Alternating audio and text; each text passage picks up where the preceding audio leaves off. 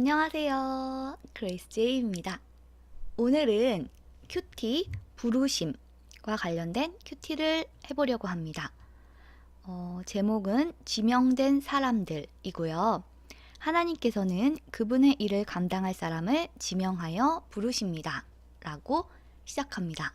그럼 한번 읽어보도록 하겠습니다.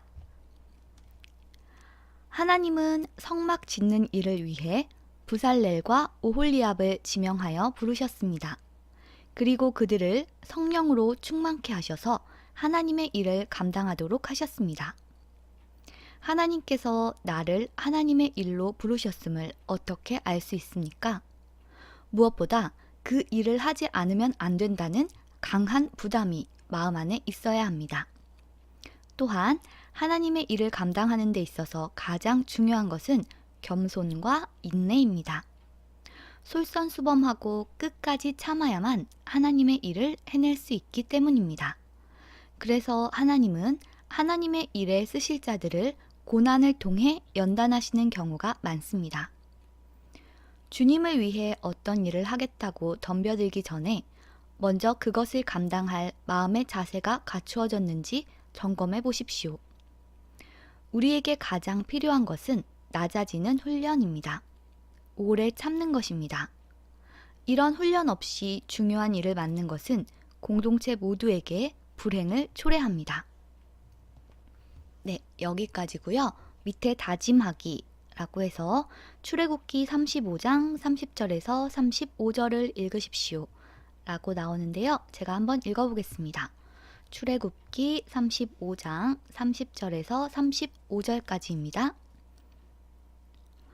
모세가 이스라엘 자손에게 이르되 볼지어다 여호와께서 유다 지파 훌의 손자요 우리의 아들인 부살레를 지명하여 부르시고 하나님의 영을 그에게 충만하게 하여 지혜와 총명과 지식으로 여러 가지 일을 하게 하시되 금과 은과 노스로 제작하는 기술을 고안하게 하시며 보석을 깎아 물리며 나무를 새기는 여러 가지 정교한 일을 하게 하셨고 또 그와 단 지파 아히사막의 아들 오홀리압을 감동시키사 가르치게 하시며 지혜로운 마음을 그들에게 충만하게 하사 여러 가지 일을 하게 하시되 조각하는 일과 세공하는 일과 청색, 자색, 홍색 실과 가는 배실로 수 놓는 일과 짜는 일과 그 외에 여러 가지 일을 하게 하시고 정교한 일을 고안하게 하셨느니라.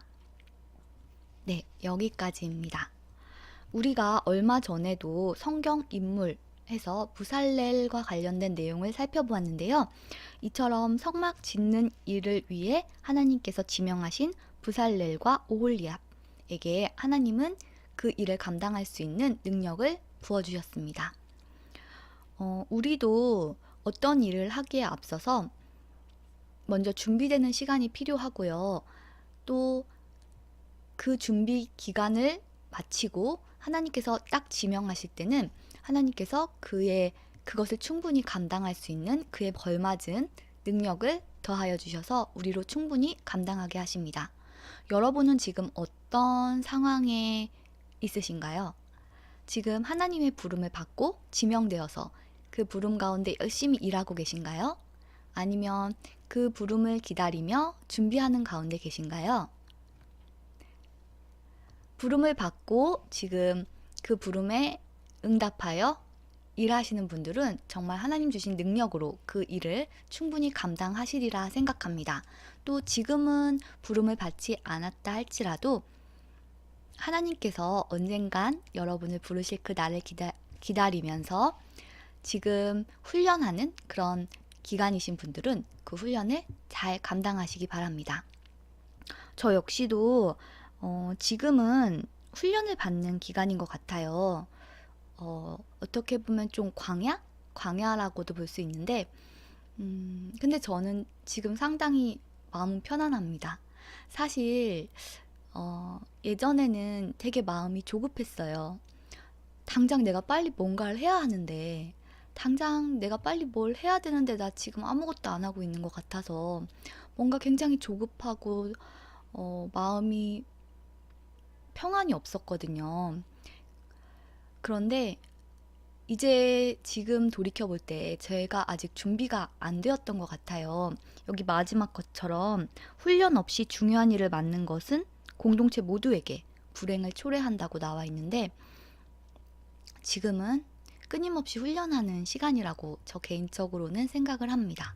그래서 겸손과 인내 그리고 낮아지는 훈련을 통해서 저도 언젠간 하나님께 쓰임받을 그 날을 기다리며 계속해서 잘 훈련받도록 하겠습니다.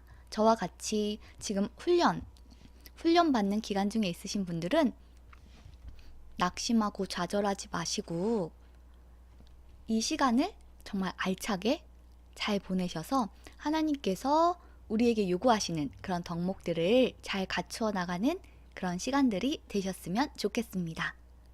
그러면 오늘은 여기까지 하도록 하고요.